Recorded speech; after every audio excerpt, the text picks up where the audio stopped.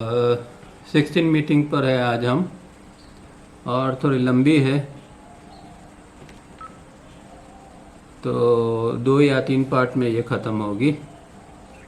और next week हम नहीं है, शिविर है इसलिए तो नेक्स्ट वीक ऑनलाइन तो मिल नहीं पाएंगे, पर लास्ट टाइम की तरह मैं उसका प्री रिकॉर्ड करके सैटरडे को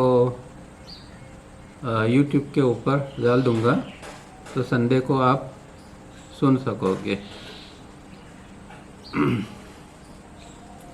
अब लास्ट टाइम हमने एक्स्ट्रा मीटिंग के अंदर एक इम्पोर्टेंट पॉइंट देखा था, एक प्रैक्टिस थी, और मुझे लगता है कि वो आसान थी तो सबने की होगी और करनी ही चाहिए।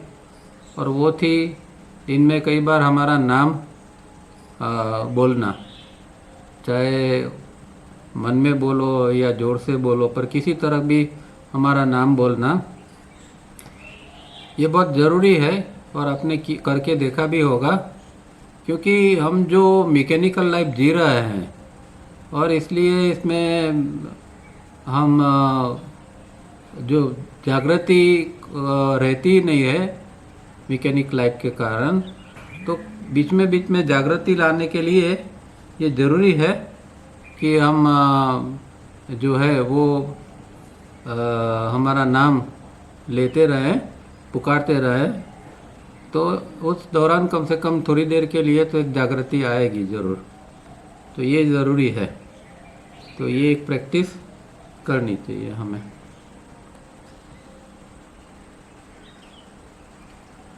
उसके अलावा भी और सारी चीज़ें तो देखी थी, पर अभी इस मीटिंग के अंदर भी फिर से थोड़ा ये रिकैप्चुलेट हो रहा है, तो कुछ पॉइंट्स तो अंदर आ जाएंगे। तो 16 मीटिंग पढ़ते हैं, पेज नंबर 65।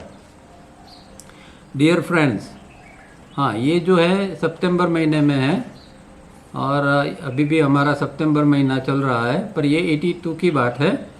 1982 में 16 सितंबर को ये तावरिया जी ने ये मीटिंग ली होगी। आज बहुत साल हो गए, करीब 40 साल हो गए। तो ये आज हम पढ़ रहे हैं। Dear friends, in this meeting we shall at first recapitulate to whatever we have noted in earlier meetings. We are walking on sensitive ground, and if we will not make our minds clear at this stage, we may never have our minds clear again, for at this stage are possibilities of innumerable misunderstandings. So please give your proper attention and please read your notes properly, study hard, read volume 1 to understand this subject better.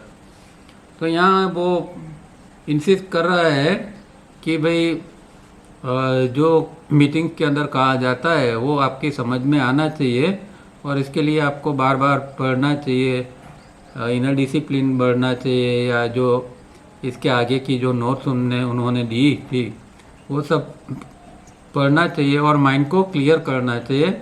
वरना ऐसे ही खाली meeting पढ़ते रहेंगे तो ऐसा होगा कि misunderstanding बढ़ती ही जाएगी। तो एक बेसिक क्लैरिटी आनी बहुत ज़रूरी है, और इसीलिए इसका स्टडी बार बार हमें करना पड़ता है।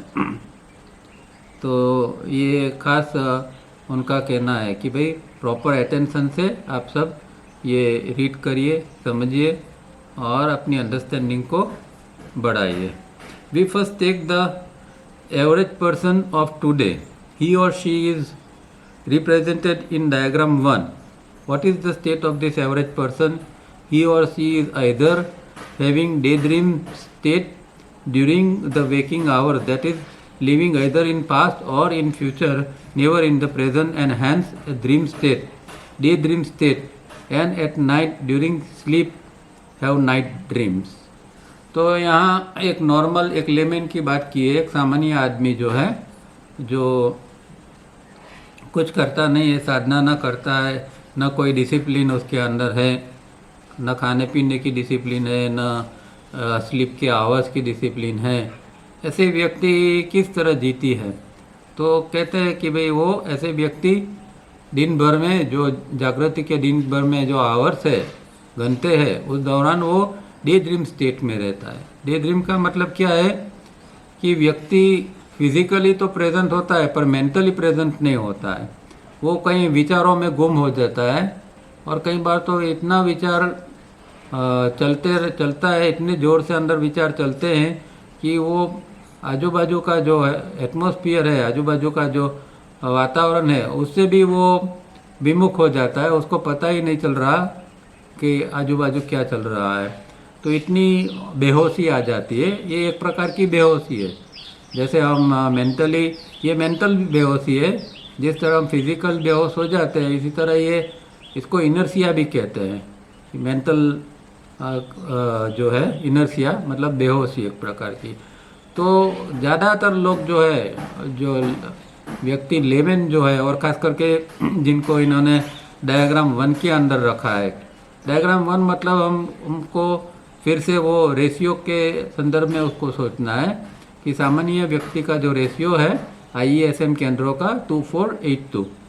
तो 2482 वाली जो व्यक्ति है वो डे ड्रीम के स्टेट में रहती है दिन में। और इसके कारण क्या होता है कि रात को भी वो जब व्यक्ति सोता है तो वो रात के स्वप्न देखने लगते हैं, नाइट ड्रीम्स। तो दोनों दिन में भी स्वप्न है, दिन में अलग प्रकार के स्वप्न है, रात को अलग प्रकार के स्वप्न है, पर वो दोनों को एक दूसरे के साथ संबंध है। क्योंकि दिन में जो है हम प्रॉपरली हमारी एनर्जीज का यूज़ नहीं करते हैं, चारों केंद्रों का हम जो बैलेंस के अंदर इसका उपयोग नहीं करते हैं। उसके कारण ये होता है कि रात को वो जो है वो इम्बैलेंस के कारण रात के अंदर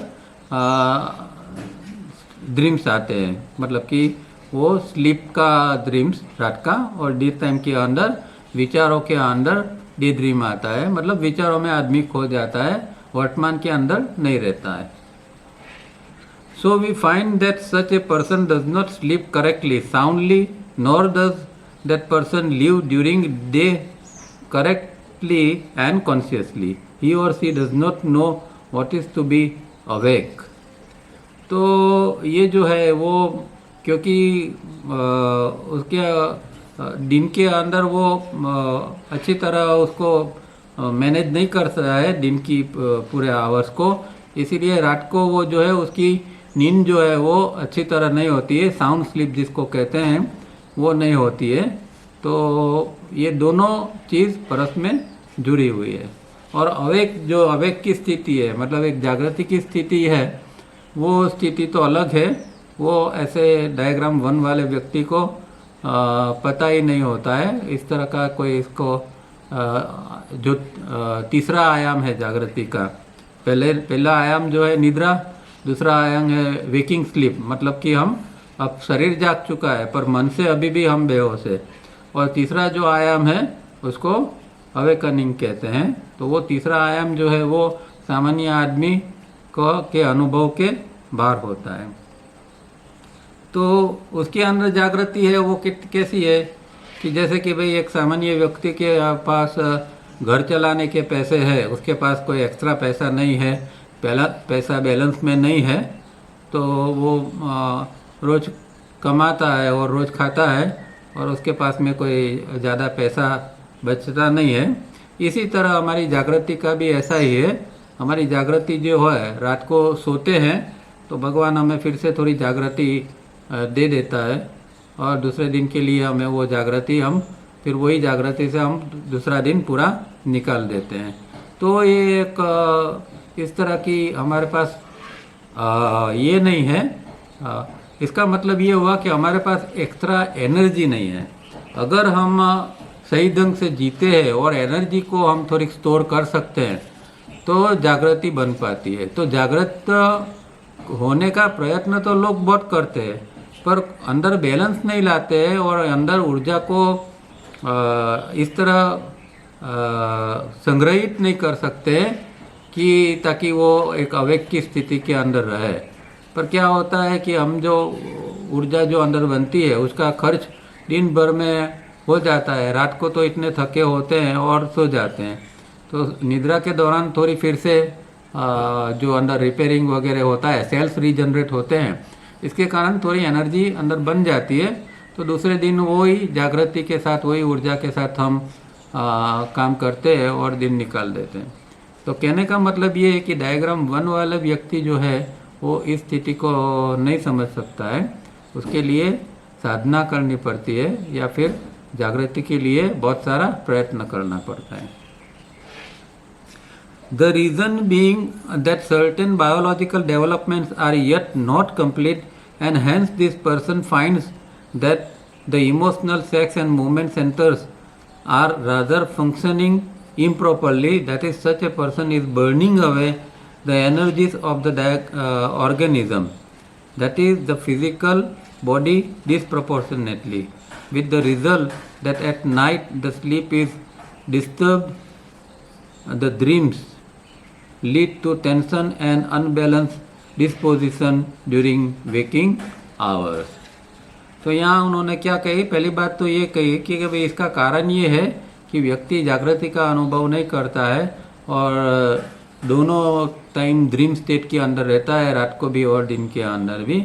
इसका मेन कारण ये है कि वो बायोलॉजिकली कंप्लीट नहीं हुआ है, बायोलॉजिकल डेवलपमेंट उसके अंदर नहीं हुआ है, इसीलिए उसके जो सेंटर्स है, emotional centre, sex centre, movement centre, वो प्रॉपरली काम नहीं करते जो जिस तरह वो काम करने चाहिए। और हम ऐसे दिन भर में हमारी भी दिनचर्या देखते तो हमें पता चलता है कि ये तीनों सेंटर के अंदर क्या हम बैलेंस में हैं, एक सेंटर के अंदर या दो सेंटर के अंदर हम थोड़े एक्टिव होंगे या उसकी एनर्जी का उपयोग करते होंगे।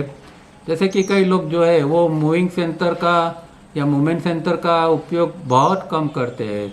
जो लोग घर पर रहते हैं वो खास करके मूविंग सेंटर का उपयोग खास करते नहीं हैं, तो वो भी ज़रूरी है। और इमोशनल सेंटर का उपयोग मतलब कि पॉजिटिव इमोशंस, तो अगर हमारे अंदर पॉजिटिव इमोशंस दिन भर में आते हैं, जिसको हम भाव कहते हैं, वो मतलब कि जैसे कि एक दया है और एक करुणा है, तो करुणा है वो सच्चा भाव है, दया है वो सच्चा भाव नहीं है। तो ये जो है इस तरह की हमारे अंदर जो सेंटर से उसका फंक्शन इम्प्रॉपर होता है, इसीलिए उसकी जो एनर्जी है जो है उसके ऑर्गेनिज्म की, मतलब कि बॉडी की, वो जलती रहती है, वो उसका राइट यूज़ नहीं होता है। कोई सेंटर में ज़्यादा होती है, कोई सेंटर में कम होती है। और इसका परिणाम ये आता है कि वो रात को भी, मतलब कि दिन के अंदर भी उसका सही ये नहीं है और रात के अंदर भी जो स्लीप होती है वो डिस्टर्ब स्लीप होती है और उसके अंदर ड्रीम्स आते रहते हैं। और वो ड्रीम्स जो है वो फिर दूसरे दिन जो है वो हमारा दिन में टेंशन हमारा बढ़ा देता है। फिर अंदर जो है वो हमारा जो मिजाज है वो भी अनबैलेंस उसको कर देता है। ये सारी चीज़ें वेकिंग आवर्स के अंदर होती है। तो ये एक चीज़ को हम करेक्ट करेंगे तो दूसरी भी करेक्ट हो जाएगी। और पहले शुरुआत हमें करनी है कि दिन भर के अंदर तीनों सेंटर के अंदर अच्छी तरह कामकाज हो पाए, तो ये तीनों जो एनर्जी है वो बैलेंस में रहेगी। और फिर इसका परिणाम ये आएगा कि फिर रात की जो निद्रा है वो भी साउंड आएगी, तो फिर और एनर्जी का लेवल हमारा बढ़ता जाएगा। इस तरह हमें बढ़ाते जाना है दोनों को। This is a vicious circle from which it is not possible to come out unless a person follows sincerely and deliberately a course of action so that he or she knows how to go about।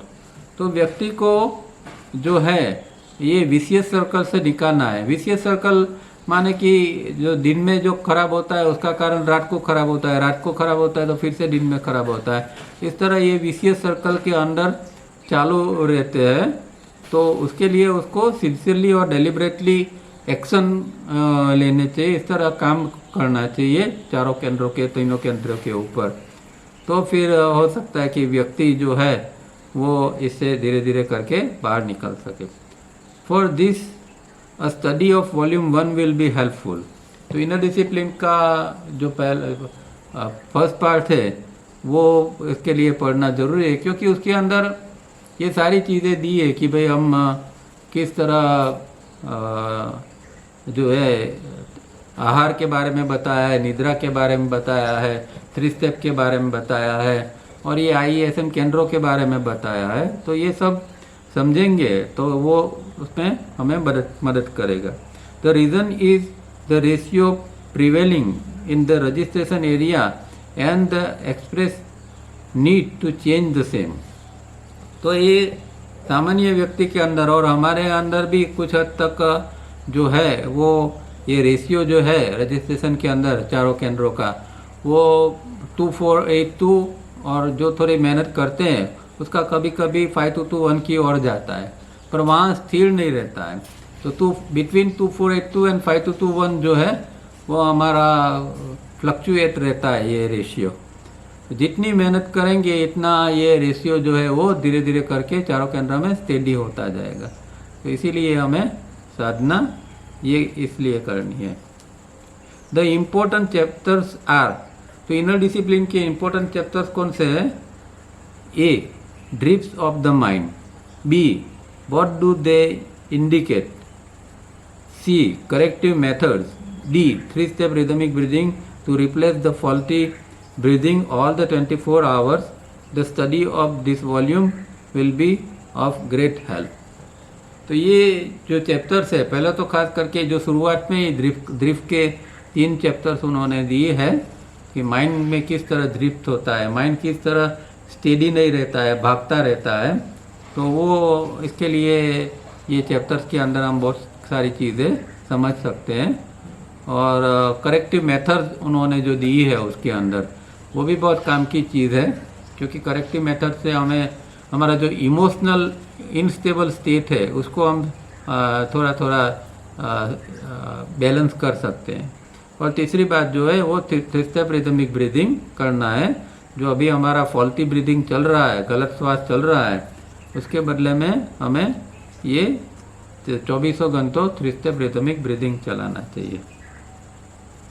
When an average person studies and practices, he or she will find greater control over mind and body. Control is good, but it denotes that this necessity of control points to weaknesses of the organism in various directions, especially emotions.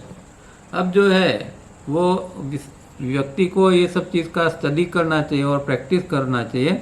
उससे क्या होगा कि उसका body mind के ऊपर एक control आ जाएगा। पर कंट्रोल जो है वो कहते हैं कि अच्छी बात है, फिर भी जो कंट्रोल है वो ये बताता है कि हमारे अंदर कोई ना कोई वीकनेस पड़ी है। वीकनेस है इसीलिए तो उसको कंट्रोल करने की बात आती है। अगर मेरे अंदर गुस्सा पड़ा है और मैं उसको कंट्रोल कर रहा हूँ तो ये बता रहा है कि भाई गुस्सा अंदर पड़ा हुआ है, या कोई भी इमोशंस अंदर, खास करके इमोशंस, तो कोई भी इमोशंस अंदर पड़े हैं और फिर हम उसको कंट्रोल करने का प्रयत्न करते हैं। मतलब कि हमारे अंदर वीकनेस ये चीज़ की है वो हमारे ध्यान में आनी चाहिए और फिर हमें नेसेसरी स्टेप्स उसके लेने चाहिए उसके अंदर। तो कंट्रोल जो है, कई लोग कंट्रोल को बहुत महत्व देते हैं और ऐसे प्राउडली कहते हैं कि भाई हमारा तो बहुत कंट्रोल है। पर कंट्रोल तो एक ऐसी चीज़ है कि जैसे कि भाई घोड़े को लगाम से कस के पकड़ के रखा हो तो ऐसा कंट्रोल है। माइंड जो है उसको हम घोड़े के लगाम की तरह कस के पकड़ के रखते हैं, जैसे घोड़ा भाग न जाए इस तरह माइंड भाग न जाए। पर ये तो मन के ऊपर एक ज़बरदस्ती है, उसका कोई फ़ायदा नहीं है। माइंड जो है वो एक फ्री रहना चाहिए, उसके अंदर एक ऐसी हवा आनी चाहिए कि ताकि वो खिल सके, उसके अंदर नए विचार आ सके, नए इमोशंस, नए भाव आ सके। इस तरह मन को डेवलप करना है। कंट्रोल कर कर करके उसको दबाते नहीं जाना है, नहीं तो फिर वो विकृत हो जाएगा। इसका मतलब ये भी नहीं है कि हमें कोई डिसिप्लिन फॉलो नहीं करनी है, पर डिसिप्लिन नेचुरल फॉर्म में होनी चाहिए, जबरदस्ती नहीं। We have noted that all this is due to the energy of sensitiveness produced by the organism profusely, and so blocking the right nostril between 12 noon and 3 p.m. and again from 4 p.m. to 7 p.m. a certain measure of automatic control is brought about, though this is an artificial way of doing it. तो इसका ये सारी चीज़ों का मूल तो यही है, हम बार बार एक ये बात आती रहती है कि हमारे अंदर जो ज़्यादा प्रमाण के अंदर सेंसिटिवनेस की ऊर्जा जो बनती रहती है, ये सारा प्रॉब्लम्स का मूल है। और एक मीटिंग के अंदर बहुत सारा लंबा लिस्ट दिया था कि सेंसिटिवनेस के कारण क्या क्या, ये गुस्सा, फियर, जेलसी, ये सब सारी चीज़ें, बहुत सारी चीज़ें, टेंशन वगैरह, सो एंड सो, ये सब कुछ ये जो है सेंसिटिवनेस की ऊर्जा के कारण हमारे अंदर आता रहता है। तो अभी तो हम इसको डायरेक्ट तो कंट्रोल नहीं कर सकते क्योंकि इसका फोर्स बहुत है, वो बहुत स्ट्रॉन्ग है, उस ऊर्जा को हम कंट्रोल भी नहीं कर सकते। इसलिए एक आर्टिफिशियली एक हमें प्रयोग करना पड़ता है कि दोपहर को 12 से 3 और शाम को 4 से 7 के बीच में हमारा राइट नोस्ट्रिल जो है उसको कॉटन से बंद कर देना है। तो ये एक आसान तरीका उन्होंने बताया है और इसको लंबे समय तक करना चाहिए ताकि धीरे धीरे करके हमारे इमोशंस के अंदर बैलेंस आ जाए और जो सेंसिटिवनेस की जो ऊर्जा है वो फिर सेंसिटिविटी में कन्वर्ट हो जाए। If he or she is sincere and also practises and studies as shown in volume 1 plus the exercise is given in earlier notes, one is able to show marked progress. तो ये सब करना पड़ता है तो एक निश्चित मुकाम तक हम पहुंच सकते हैं। इसके लिए हमें ये स्टडी करना पड़ता है, मतलब थियरी का भी अभ्यास करना पड़ेगा और प्रैक्टिसेस भी करनी पड़ेगी, दोनों चीज़ करनी पड़ेगी। एक्सरसाइज, सावरिया जी एक्सरसाइज कहते थे, आजकल एक्सरसाइज का लोग दूसरा अलग मतलब निकाल देते हैं। हम जब कहते हैं कि रिफाइनिंग एक्सरसाइज, तो ये तो एक्सरसाइज है, अच्छा ठीक है। तो शब्दों के कारण लोग कभी कभी सही चीज़ समझते नहीं हैं, पर ठीक है, ये सब प्रैक्टिस है और उसको बहुत डिलीजेंटली करना पड़ता है। The real progress is within, certain nerves and centres are to be made dormant that are more animal like in behaviour and actions, and certain other nerves and centers that are dominant are to be made active. तो हमारे अंदर जो ये खास करके चक्रों की ये सब करामत है कि कुछ चक्र जो है और चक्र और नर्वस सिस्टम जो ज्ञान तंतु जो है वो ये कुछ चक्र ऐसे है कि ज़्यादा एक्टिव है तो उसको कम करना है, और जो चक्र जो कम है, इनएक्टिव जैसे है, डोरमेंट है, उसको हमें एक्टिव करना है। तो जैसे कि भाई मूलाधार, ये मणिपुर चक्र है, तो मणिपुर चक्र के अंदर हमारे अंदर एनिमल इंस्टिंक्ट जो होती है वो सारी एनिमल इंस्टिंक्ट हमारे मणिपुर चक्र के अंदर पर ही होती है। और ये जो हम बार बार सेंसिटिवनेस की ऊर्जा की बात करते हैं वो भी वहाँ से ही प्रोड्यूस होती है। तो एक बार अगर मणिपुर चक्र को हम ठीक ठाक कर लेते हैं साधना से, प्रैक्टिस से, तो ये सेंसिटिवनेस की ऊर्जा के ऊपर भी हमें फ़ायदा मिलता है। और दूसरा जो है वो ये जो एनिमल इंस्टिंक्ट वगैरह जो है वो सब कंट्रोल हो जाती है। तो इसलिए डोरमेंट को एक्टिव करना है और जो ज़्यादा एक्टिव है उसको थोड़ा डोरमेंट करना है। The result is that the individual progresses from diagram 1 to diagram 2.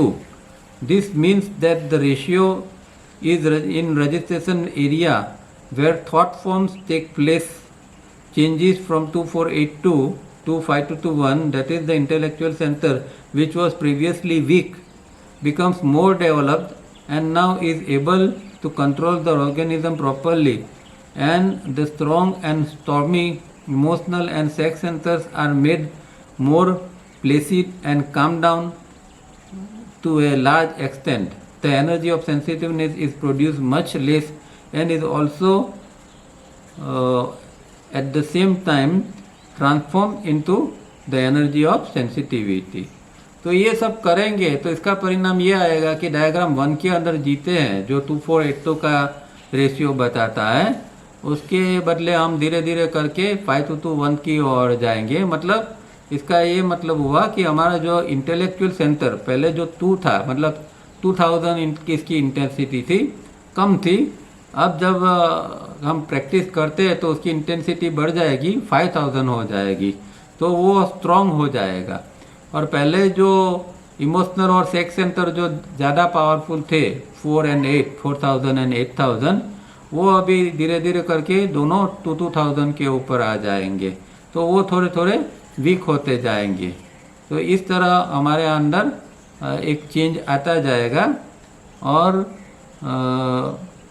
ये जो हमारा जो माइंड वगैरह है वो धीरे धीरे करके शांत होता जाएगा। ये सेंटर शांत हो गए तो फिर हमारे माइंड के अंदर भी इसकी शांति का अनुभव होगा और स्वस्थता का भी अनुभव होगा। और लास्ट में ये बात कहते हैं कि भाई ये एनर्जी ऑफ सेंसिटिवनेस है, वो सेंसिटिविटी के अंदर ट्रांसफॉर्म हो जाएगी। All the practices as given in earlier notes and in volume 1 will help to bring about this inner and external changes. तो इनर और एक्सटर्नल चेंजेस के लिए ये सारी चीज़ें, ये सारी प्रैक्टिसेस हमें करनी पड़ती। इनर चेंज भी चाहिए और एक्सटर्नल लेवल के ऊपर भी चेंजेस चाहिए। एक्सटर्नल लेवल के ऊपर जो है वो बॉडी के स्तर के ऊपर चेंजेस आएंगे और इनर चेंजेस जो है वो एस्ट्रल के अंदर चेंजेस आएंगे। With greater control and more proper use of energies during waking hours, sleep will also be more and more free from dreams, and the individual gets up more refreshed in the morning to live the following day better, with better nerves and with better state of mind. The individual has now less and less daydreams and lives more and more in the present. तो और क्या उसे फ़ायदा मिलेगा कि भाई ये जो वेकिंग आवर्स है, जागृति का समय है, उसके अंदर उसका जो है वो डे ड्रीम उसका कम हो जाएगा। तो उसके कारण उसकी जो निद्रा जो है वो निद्रा भी फिर साउंड स्लीप उसको आएगी, और जो निद्रा में जो स्वप्न जो आते हैं वो भी कम होते जाते हैं। बहुत सारे लोगों को स्वप्न बहुत आते हैं, इतने सारे आते हैं, हालांकि सुबह में उठते उस दौरान तो भूल जाते हैं कि क्या स्वप्न आए, पर रात भर स्वप्न चलते रहते हैं, और जितना लंबा स्वप्न चलता है उतनी वो एनर्जी खाता रहता है, तो इसीलिए फिर फ्रेश नहीं उठते हैं। पर जब इतना काम हो जाता है अपने ऊपर वेकिंग आवर्स के अंदर, तो फिर निद्रा भी अच्छी आएगी, ड्रीम्स कम होंगे, और दूसरे दिन हम रिफ्रेश मतलब कि एक स्फूर्ति के साथ, ताजगी के साथ हम उठ पाएंगे, और हमारी जो नर्व्स है वो भी अच्छी तरह काम करेगी, स्टेट ऑफ माइंड भी हमारा अच्छा रहेगा, और डे ड्रीम्स है वो भी और कम होते जाएंगे। तो मतलब कि हम फिर वर्तमान में ज़्यादा रह पाएंगे। ये वर्तमान में नहीं रहने का एक ही कारण है, डे ड्रीम्स, और दूसरा जो है वो ब्रूडिंग। या तो हम डे ड्रीमिंग में होते हैं या ब्रूडिंग के अंदर होते हैं, तो दोनों चीज़ हमें वर्तमान से विमुख कर देते हैं। वर्तमान में रहना है तो बार बार ये डे ड्रीम को तोड़ना पड़ता है। Our prolonged periods, one progresses from diagram 2 state to diagram 3A state. This does not happen in one lifetime, but if sincere hard work is put in, it is possible. अब 2 तक तो मानो कि थोड़ा बहुत करके कोई पहुंच लिया, पर तीसरे पर पहुंचना तो और मुश्किल है, और शायद एक जन्म में कोई पहुंच भी नहीं सकता है, सिवाय कि कोई बहुत खंड से बहुत सिंसियरली प्रैक्टिस कर रहा है, एकदम सिंसियरली काफ़ी समय उसके अंदर दे रहा है, तो हो सकता है कि शायद, और उसने आगे से कुछ साधना की है, तो ही ये 3A के स्टेट के ऊपर एक जन्म में पहुंच सकता है। बाकी तो एक से डायग्राम 1 से डायग्राम 2 तक पहुंचते ही बहुत सारा समय निकल जाता है, समझो आधी जिंदगी तो।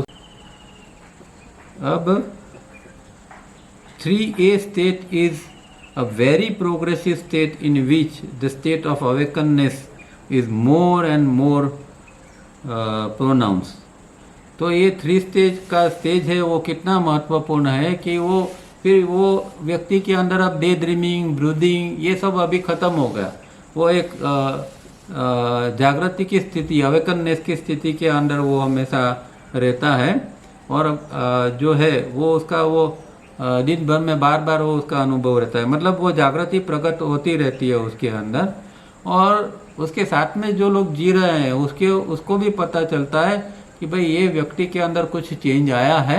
उसके चेहरे के ऊपर से पता चलता है, उसकी वाणी से के पता चलता है, मतलब वो बोलता है किस तरह, उसका बिहेवियर कैसा है, उसके अंदर उग्रता कितनी है या कम है या नहीं है, ये सारी चीज़ जो है वो व्यक्ति के अंदर जागृति की स्थिति कैसी है वो दर्शाता रहता है। That organism in which are produce various energies are being transform and refined.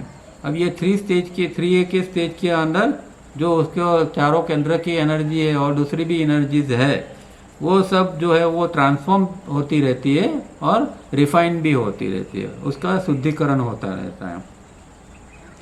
Here one has to have a proper study of the food octave. If one has read properly volume 1, one would know how much to eat, how to eat, when to eat, and when eating.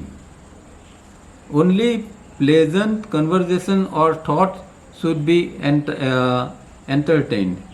अब जो है वो food Octave जो हम पीछे देख चुके हैं, वो फूड ऑक्टेव का भी हमें अभ्यास करना चाहिए। और वॉल्यूम 1 के अंदर जो ये फूड के बारे में जो बात बताई है उसको हमें फॉलो करना चाहिए।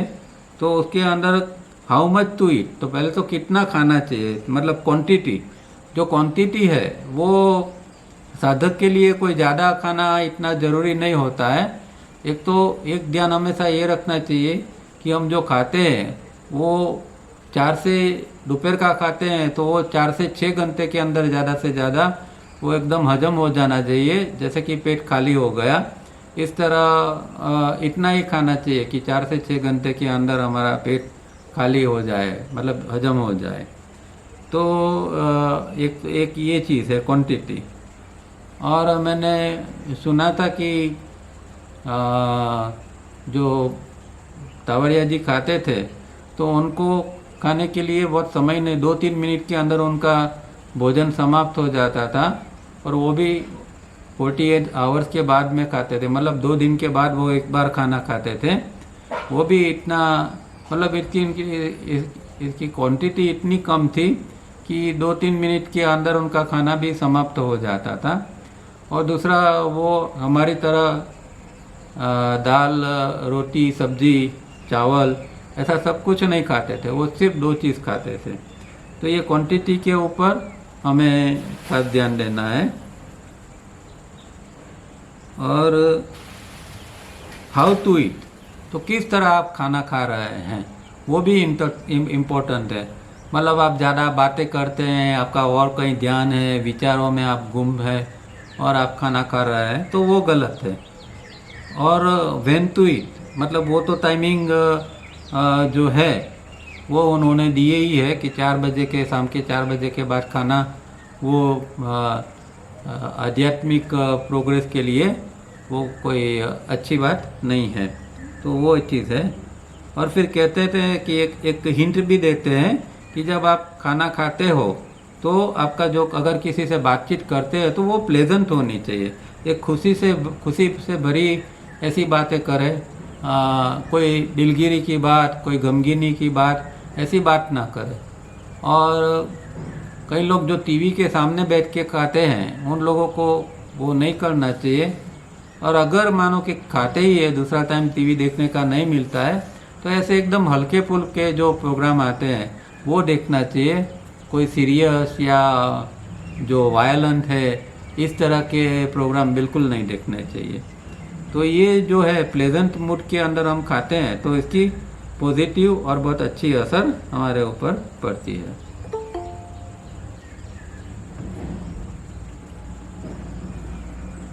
With breathing corrected, that is 3-step rhythmic breathing becoming the normal correct breathing for all 24 hours, the more violent and crude energies in the organism are refined and the organism experiences more and more peace, which was earlier so very deceptive. तो अभी इसके साथ में ये खाने का तो एक डिसिप्लिन आ गई, किस तरह खाना है, कैसे खाना है, कहाँ खाना है। अब उसके साथ बाद में 3 स्टेप रिदमिक, मतलब हमारे जो श्वास है वो श्वास किस तरह चल रहा है, तो हमारा रिदमिक ब्रीदिंग चलना चाहिए, हो सके इतना। अगर 24 घंटे चलता है तो वेल एंड गुड, पर जितना भी हो सके इतना वो चलना चाहिए। तो क्या होगा उससे कि जो वायलेंट और जो हमारे अंदर क्रूड एनर्जीज है, मतलब कि जो हिंसात्मक जैसी और जो स्थूल है ऊर्जा है, वो ऊर्जा जो है वो धीरे धीरे करके रिफाइन होती जाएगी, शुद्ध होती जाएगी।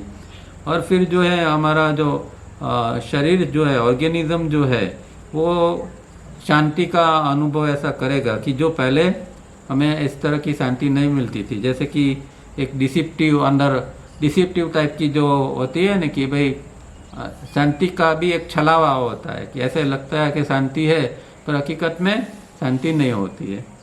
तो ये सब सारी चीज़ें, ये दोनों को मिलके, एक तो फिजिकल फूड और दूसरा रिदमिक ब्रीदिंग, दोनों को मिलके इस तरह के फिर अच्छे परिणाम आगे आ सकते हैं। Then comes the correction of thinking procedure.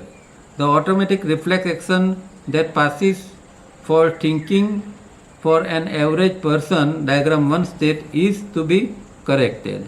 अब जो सामान्य व्यक्ति का जो थिंकिंग है, सामान्य व्यक्ति क्या हमारे जैसे जो प्रयत्न कर रहा है उसके अंदर भी ये जो है ये reflex action, automatic reflex action तो आ ही जाता है। बहुत प्रयत्न करना पड़ता है या पोज की बहुत सारी प्रैक्टिस करनी पड़ती है, तब हम ये रिफ्लेक्स एक्शन या जिसको हम रिएक्शन कहते हैं, तो रिएक्शन से बाहर आ सकते हैं। बाकी सामान्य आदमी डायग्राम 1 वाला तो इस तरह का रिएक्शन करता ही है, पर डायग्राम 2 के अंदर वाले जो है वो भी इससे अब मुक्त हो गए ऐसा नहीं है, वो और इसके लिए मेहनत करना पड़ता है।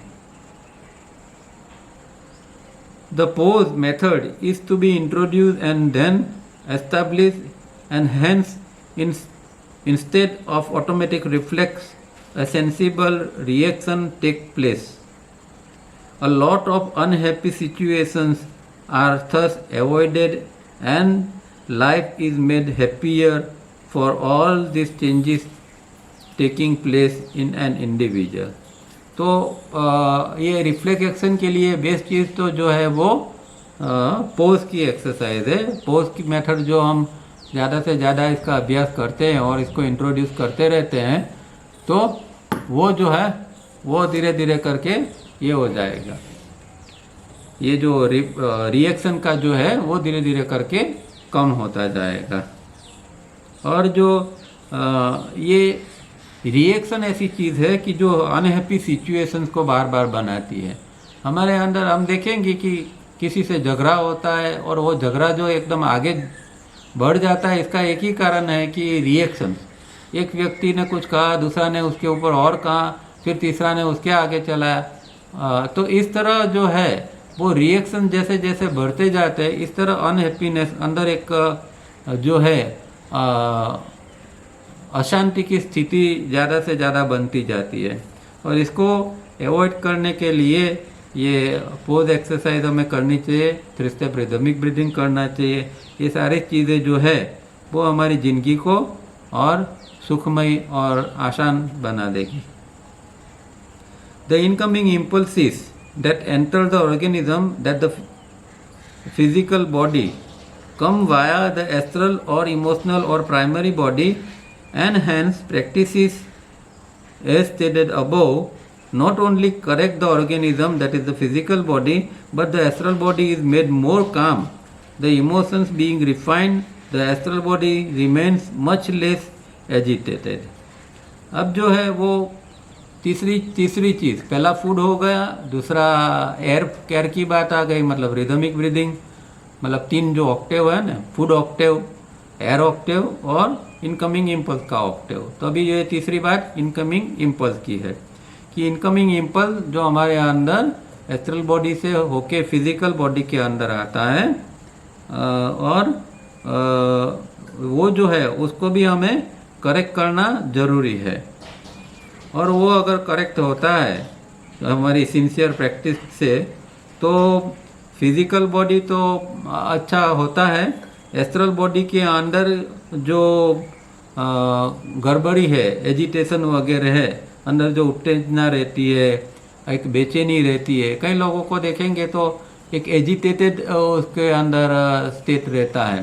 खास करके जो लोग ऑफिस में काम करते हैं, टेंशन में, तनाव में रह के काम करते हैं, उसका एस्ट्रल जो है एक एजिटेटेड स्टेट के अंदर रहता है। तो यहाँ अगर ये सब सारी प्रैक्टिस हम करते हैं और इम्पल्स के ऊपर भी काम करते हैं, तो वो जो है वो हमारे एस्ट्रल जो है वो एजिटेटेड स्थिति में नहीं रहेगा, इमोशन जो है वो हमारे रिफाइन होते जाएंगे, और फिजिकल बॉडी जो है वो और साउंड और अच्छा होता जाएगा। तो ये सारी चीज़ें सब कुछ मिलेगा प्रैक्टिस से। ऐसी कुछ भी नहीं है कि न प्रैक्टिस किया, न कोई डिसिप्लिन फॉलो किया और सब कुछ मिल जाएगा, ऐसा बिल्कुल नहीं है। The astral is a sensitive body of molecular substance, unlike the physical body, and needs to be calm and not to remain in a state of agitation. तो एस्ट्रल बॉडी जो है बहुत सेंसिटिव है। एक गलत विचार अंदर उत्पन्न होता है तो इसका प्रभाव एस्ट्रल के ऊपर पड़ता है, और एक अच्छा विचार अंदर उत्पन्न होता है तो भी उसका पॉजिटिव असर एस्ट्रल के ऊपर पड़ता है। तो इतना वो सेंसिटिव है, और बाहर की असर भी इसके ऊपर पड़ती रहती है। बाहर कुछ गलत हो गया तो उसकी असर भी उसके ऊपर आएगी। तो ये इतना सेंसिटिव बॉडी है, और वो मॉलिक्यूलर है। वो जो है वो एटम जो अणु है ना, उससे बना हुआ है। फिजिकल बॉडी जो है वो सेल से बना है, सेल्यूलर बॉडी। ये जो है मॉलिक्यूलर बॉडी है, उसका सब्सटेंस मॉलिक्यूलर है, और उसको शांत रहने की बहुत ज़रूरत है। वो शांत रहना चाहिए, और एजिटेशन का जो स्टेट है वो उसे हमेशा मुक्त रहना चाहिए।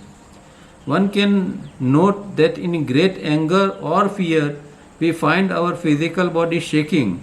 It is because the astral or emotional or primary body is greatly agitated, and its agitations when they reach a peak make even this solid physical body tremble.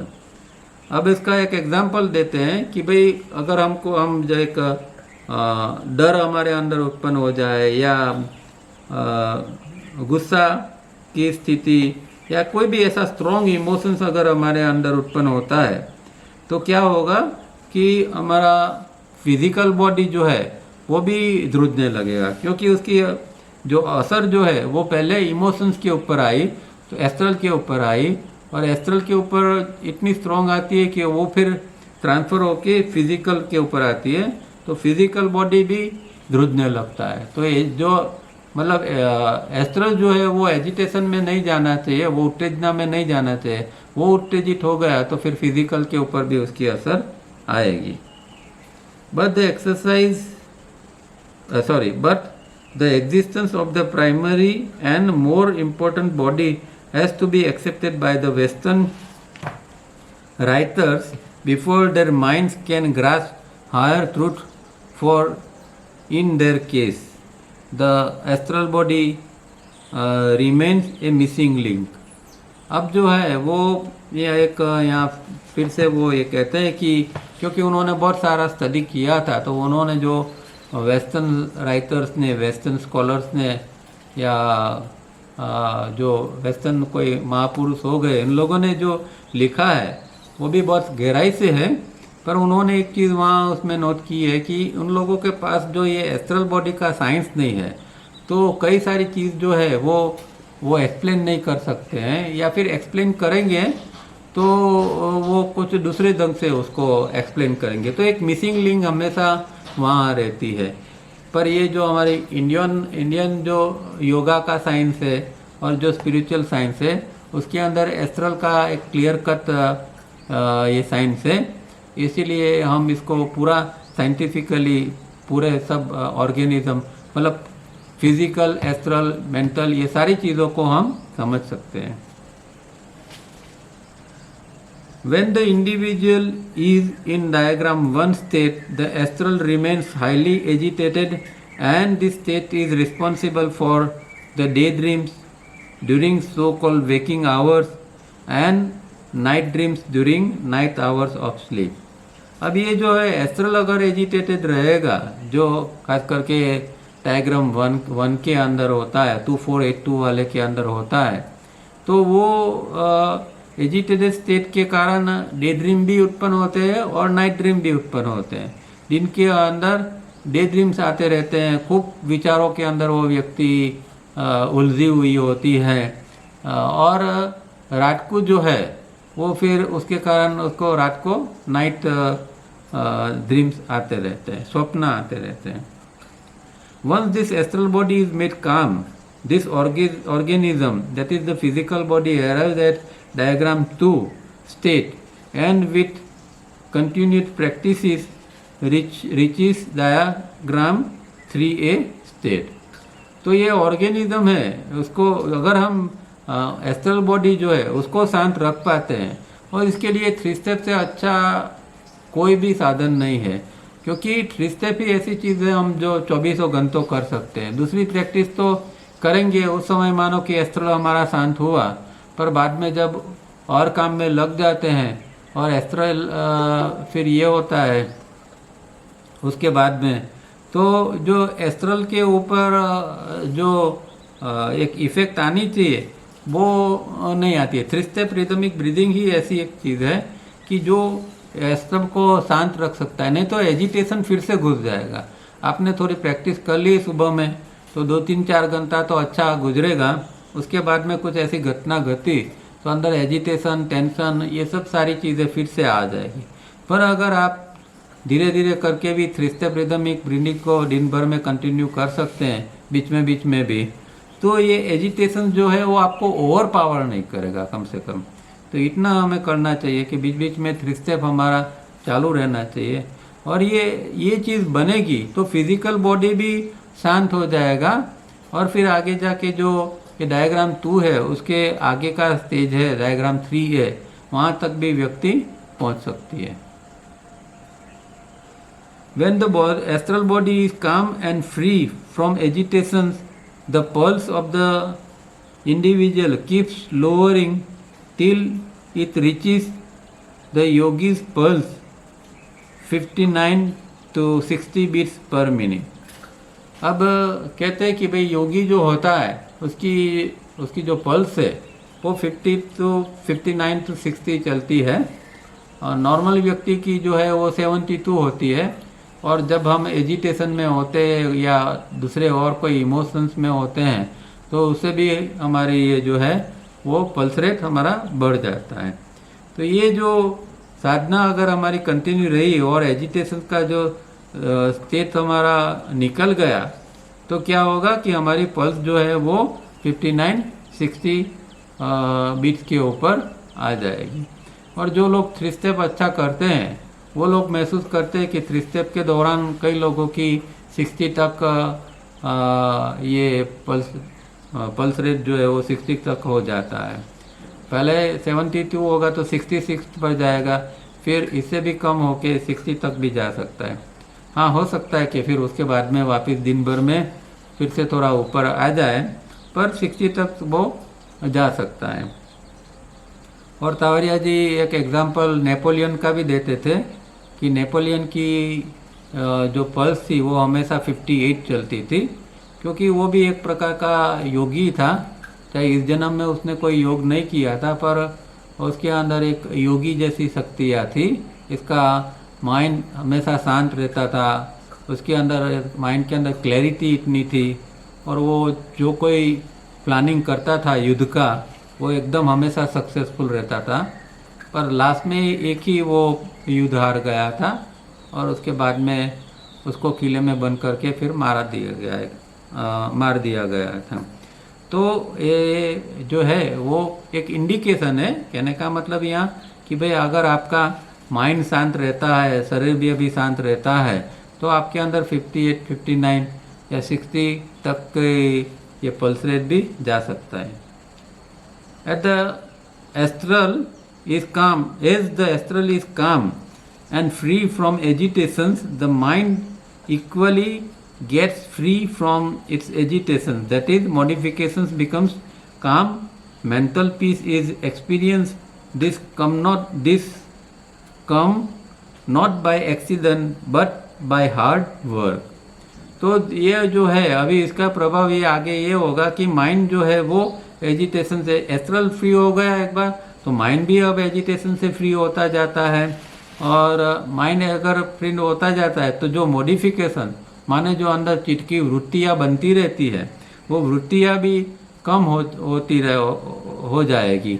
वो जो उसका जो रेट है मॉडिफिकेशन का, या जैसे हम कहते हैं कि भाई 1 सेकंड में 120 इम्पल्स अंदर आता है, उसके अंदर से मॉडिफिकेशंस उत्पन्न होते हैं तो वो कम उत्पन्न होना चालू हो जाएगा और मेंटल पीस का व्यक्ति फिर अनुभव कर सकता है। पर ये कोई एक्सीडेंटली ये सब नहीं होता है, ये सब जो है उसके लिए हार्ड वर्क करना पड़ता है और बहुत लंबे समय तक हार्ड वर्क करना पड़ता है।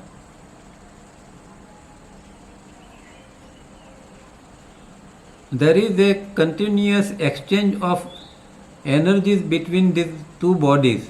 The most important food so far taken in is that of incoming impulses, which is actually the intake of this astral or primary body. The normal food and drink and air breathing are the food intake of this organism, that is the physical body, and if the practices are followed, the food and drink and air octave will show a marked improvement. अब हमारे 3 प्रकार के food है और 3 प्रकार के food जो है वो 2 बॉडी के लिए है। पहला फूड जो है हमारा वो है फिजिकल फूड, जिसको हम कहते हैं ये ग्रॉस फूड, सब्जी रोटी या फ्रूट्स वगैरह जो हम खाते हैं, और जो ड्रिंक्स लेते हैं वो फूड जो है वो, और दूसरा जो एयर हवा जो लेते हैं, ये 2 चीज़ हमारे फिजिकल बॉडी के लिए है। हालांकि एयर के अंदर भी हम प्राण लेते हैं, वो फिर एस्ट्रल का फूड होता है। पर एस्ट्रल का मेन फूड जो है वो इनकमिंग इम्पल्स जो है, अंदर इम्पल्स जो हमारे अंदर आता है प्राइमरी बॉडी के अंदर, वो उसका फूड है। और ये जो अगर हम प्रैक्टिसेस नियमित अच्छी तरह करते हैं तो ये फूड ऑक्टेव जो है वो अच्छी तरह कंप्लीट होगा। उसके बाद में एयर ऑक्टेव जो है ब्रीदिंग का वो भी कंप्लीट होगा, और फिर इनकमिंग इम्पल्स का ऑक्टेव आएगा। उसके लिए तो और बहुत सारी ज़रूरत पड़ती है, पर एटलीस्ट ये 2 ऑक्टेव जो है वो अगर हमने कंप्लीट किए तो भी हमारा बहुत अच्छा इम्प्रूवमेंट का कह सकते हैं। But the incoming impulses enter this organism, that is the physical body, via the astral body, and to know and to accept this fact is of utmost importance, because this food intake comes via the emotional or primary or astral body and then returns back to the primary or emotional body or astral body. This organism, that is the physical body, is only showing ये vast leakages. तो ये जो है जो incoming impulse है वो जैसे हमने ऊपर देखा किस तरह वो हमारा एस्ट्रल बॉडी का फूड है, और ये चीज़ को हमें एक्सेप्ट करना वो बहुत महत्वपूर्ण है। ये चीज़ कौन सी चीज़ कि भाई ये इनकमिंग इम्पल्स जो है वो एस्ट्रल बॉडी, मतलब पहले तो एस्ट्रल बॉडी का स्वीकार करना, एस्ट्रल बॉडी जैसा कुछ है इसका स्वीकार करना, और फिर एस्ट्रल बॉडी का फूड के रूप में जो अंदर इनकमिंग इम्पल्स आ रहा है उसका साइंस का समझना और उसका स्वीकार करना, ये सबसे इम्पोर्टेंट बात है। क्योंकि ये जो अंदर हमारे अंदर जो एस्ट्रल के अंदर या प्राइमरी बॉडी के अंदर आता है वो अंदर आता है, और फिर वही चीज़ जो है वो फिजिकल में जाती है और वापस एस्ट्रल के अंदर आती है। तो ये जो चीज़ बनती है, जैसे कि एक विचार बना और विचार के बाद में हमें कुछ एक्शन लिया, तो विचार बना और एक्शन जो लिया वो उसकी जो मेमोरी बन गई, एक्शन तो बाहर हुआ पर इसकी जो मेमोरी बन गई वो फिर से हमारे एस्ट्रल के अंदर आ गई। तो फिजिकल के अंदर एक्शन है और अंदर जो उसका जो परिणाम है वो मेमोरी के रूप में एस्ट्रल के अंदर चला जाता है। पर ये जो है वो एक सबसे इम्पोर्टेंट बात ये है कि ये फिजिकल ये सारी चीज़ें जो अच्छी तरह नहीं होती है, मतलब कि हमारा इनकमिंग इम्पल्स का जो है वो अभी उसके ऊपर हमने कोई काम ही नहीं किया है, तो उसके कारण जो है वो एक लीकेज होता जाता है। मतलब अंदर एस्ट्रल बॉडी आया, सॉरी अंदर जो इनकमिंग इम्पल्स आया चारों केंद्र के ऊपर गया और वहाँ से ही उसका लीकेज होना चालू हो जाता है। तो इनकमिंग इम्पल्स जो एक पावरफुल एनर्जी है वो हमारे अंदर आती है, उसका हम कोई अच्छा या पॉजिटिव उपयोग करते नहीं है, कर सकते भी नहीं है। In the absence of this very important fact of the primary body playing the primary role and our secondary or physical body, that is the organism playing only a secondary role, the scientific mind finds a gulf, a missing link. We shall see how they experience this gulf or missing link or leakage. तो ये जो है वो इसका जो ज्ञान नहीं है प्राइमरी बॉडी का, इसके एब्सेंस में, उसकी गैर मौजूदगी के अंदर ये जो है वो फिजिकल और एस्ट्रल के अंदर जो कुछ होता है उसको समझ नहीं सकते। एक जैसे कि एक गल्फ जैसा है, एक मिसिंग लिंक है, वो साइंटिफिक माइंड जो होते हैं वो भी नहीं समझ सकते हैं। आज साइंस ने चाहे फिजिकल लेवल के ऊपर इतनी सारी प्रगति की है, फिजिकल बॉडी के बारे में बहुत कुछ जाना है, समझा है और ब्रह्मांड के रहस्यों को भी पता लगाने का प्रयत्न करता है, पर वो अभी सही ढंग से एस्ट्रल को नहीं समझ पाया है। तो वो यहाँ उसके अंदर भी एक मिसिंग लिंक, वो जो बात करते हैं फिर वो हाइपोथेटिकल बात थोड़ी हो जाती है, एक जैसे कि एक हंच, एक धारणा करके वो लोग बात करते हैं। एक्चुअल वो कह नहीं सकते क्योंकि उनके पास ये एक मिसिंग लिंक है। और वो फिर आगे बताएंगे कि क्या क्या मिसिंग लिंक है और इसको किस तरह जोड़ा जाता है। It is this primary body that through or via the secondary body or organism exhibit ESP, but a state of ESP is as long as the individual has not consciously worked, otherwise the individual is conscious of higher psychic powers. अब जो है वो primary body के और primary body के अंदर हमारी जो जैसे कि फिजिकल के अंदर 5 इंद्रियां है, इसी तरह हमारे एस्ट्रल के अंदर भी 5 इंद्रियां है और 5 इंद्रिय का सूक्ष्म भाग है और उसके द्वारा वो सूक्ष्म पार्ट से एक जो चीज़ का अनुभव होता है उसको ESP कहते हैं, उसको फुल फॉर्म में एक्स्ट्रा सेंसरी परसेप्शन। एक प्रकार का एक कई लोगों के अंदर इस तरह की एक जैसे कहते हैं ना कि सिक्स सेंस, तो सिक्स सेंस जैसा होता है कि वो लोग कुछ जान सकते हैं, समझ सकते हैं, मतलब कि बहुत दूर कुछ बात चल रही है तो वो सुन सकते हैं, बहुत दूर कुछ वो देख सकते हैं। तो ऐसी जो अलग अलग जो चीज़ें हैं वो चीज़ें जो होती है उसको ESP कहते हैं। पर ESP जो है वो कहते हैं कि वो कोई कॉन्शियस प्रैक्टिस का कोई ये नहीं है, वो कई लोगों के अंदर ऐसी होती है। बाकी ये जो कॉन्शियस प्रैक्टिस है वो जो लोग करते हैं उसके अंदर तो साइकिक पावर्स होते हैं। साइकिक पावर्स माने सिद्धि, और सिद्धि चीज़ अलग है और ESP अलग है।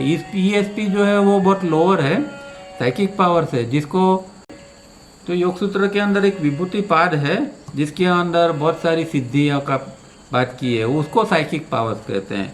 ये ESP कुछ और प्रयोग से या कई बार व्यक्ति के अंदर ही ऐसी कुछ शक्तियाँ डेवलप होती है तो व्यक्ति ये जान सकती है, समझ सकती है। मैं कल एक इंग्लिश फिल्म देख रहा था, तो उसके अंदर एक ये ऐसी चीज़ बताई थी कि एक रशियन लेडी थी, उसके अंदर इस तरह का कुछ साइकिक शक्ति थी, और दूसरे व्यक्ति के को कुछ जानना था, तो उसका हाथ उसने पकड़ा और फिर वो कहने लगी कि तुम्हारे अंदर इस तरह की एम्बिशंस है और तुम ये करना चाहते हैं, तुम कुछ खोज करना चाहते हैं। तो वो व्यक्ति ने कहा कि हाँ, मेरे अंदर ये एम्बिशंस है और मैं ये खोज करना चाहता हूँ। तो फिर उसने कहा कि तुम आँख बंद करके वो चीज़ को विजुअलाइज करो जो खोज तुम करना चाहते हो। व्यक्ति ने इस तरह का विजुअलाइज किया और फिर वो लेडी ने कहा कि हाँ, ये तुम एक दिन ज़रूर पा सकोगे, ये तुम्हारा एक्सपीडिशन ये कंप्लीट हो सकेगा। तो इस तरह की चीज़ें कई लोगों के अंदर डेवलप होती है और करते हैं, पर इससे कोई, जिसको हम सिद्धि कहते हैं या योग के स्टेप बाय स्टेप जो साइकिक पावर्स आते हैं, वो ये चीज़ नहीं है। लास्ट पैराग्राफ पढ़ लेते हैं। The astral body is the psych and the higher five senses of this primary body or psyche are the five psychic powers which Western science describes as ESP, but are mere plaything compared to real psychic powers. तो ये psychic ESP क्या है? वो कहते हैं कि भाई जो हमारे जो एस्ट्रल बॉडी के अंदर जो हमारी जो एस्ट्रल बॉडी के अंदर जो हमारी जो चैतसिकता है, जो चित्त की जो शक्ति है, वो उसकी जो इंद्रिया है, फाइव सेंसेस है, मतलब 5 इंद्रिया जो है, उसकी जो पावर्स है, वो 5 प्रकार के जो पावर्स है, उसके साइकिक पावर्स जो है, उसको वेस्टर्न साइंस ESP कहते हैं। जैसे मैंने बताया कि भाई 5 इंद्रिय क्या है कि आँख से देखते हैं, कान से सुनते हैं। तो जैसे मैंने कहा कि भाई दूर कुछ चल रहा है और वो यहाँ बैठे बैठे वो व्यक्ति देख सकती है, दूर कुछ बातें हो रही है और यहाँ बैठे बैठे वो सुन सकती है, जिसको क्लेरिवोयंस भी कहते हैं। ऐसी सारी चीज़ें जो है वो कोई व्यक्ति के अंदर डेवलप होती है, वो सारी चीज़ों को ESP कहा जाता है। पर वो तावरिया जी कहते हैं कि ये रियल साइकिक पावर्स के कंपैरिजन के अंदर तो ये तो एक रमत जैसा है, उसका कोई इतना महत्व नहीं है। तो यहाँ रुकते हैं। दूसरी बात अभी आगे दूसरी चालू होती है, वो मैं नेक्स्ट वीक से पहले, मतलब इसी वीक में मैं उसको रीड करके रिकॉर्ड करके नेक्स्ट संडे के लिए डाल दूंगा। वो आप इसको कंटिन्यूस समझ सकोगे और उसके बाद के रविवार को फिर से मिलेंगे। यहाँ रुकते हैं। चलिए, थैंक यू वेरी मच।